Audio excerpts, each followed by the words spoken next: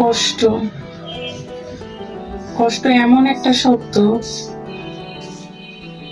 যে কষ্টটা আপনি যদি ধৈর্য ধরে থাকেন তাহলে অবশ্যই কষ্টের পরে আপনাকে সেই কষ্টটা সুখ এনে দিবে।